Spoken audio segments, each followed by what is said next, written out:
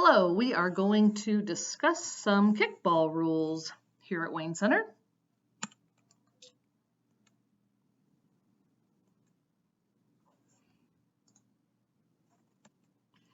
Pitching. Each team will pitch to the other team. Pitchers must pitch from the pitching mound and cannot go in front of the plate until the ball is kicked. Slow to moderate pitches only. If the kicker requests a slower pitch, then the pitcher is obliged to do so. The pitcher should try his or her best to give the kicker a pitch that they feel most comfortable kicking.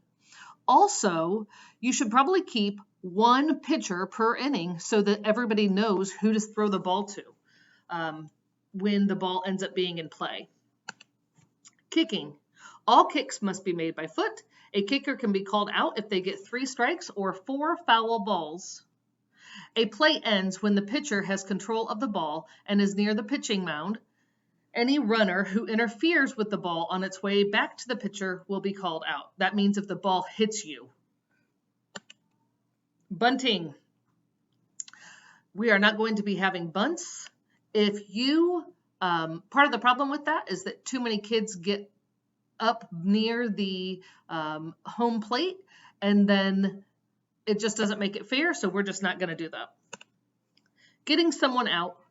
The ball can be thrown at any player and must hit their shoulder or below. The runner will be called safe if it hits their head unless they are sliding or ducking the ball. If a player is hit in the head, they get the base they are running to. They're not called out. No leading off or stealing is allowed. A runner off his or her base when the ball is kicked is out. That means once you get to your base and you're going to stay there, then you have to stay on that base until the ball is kicked. Whining and complaining. There will be absolutely no whining, complaining, or yelling at your peers. This will not be tolerated. If you whine, complain, or yell at others, be prepared to be asked to leave the game. We're supposed to be having fun, and when you're yelling at someone, that's not fun for either you or them. Team members. Teams should be fairly even. You're old enough to figure out how to create fair teams. If you are consistently not creating fair teams, be prepared for an adult to help you make fair teams. What the adult says, goes. Baseline. Outfield players must stay out of the baseline, otherwise the runner advancing to the base will be called safe. Students that are playing a base position should make every attempt to position their foot on the side of the base to leave room for the runner.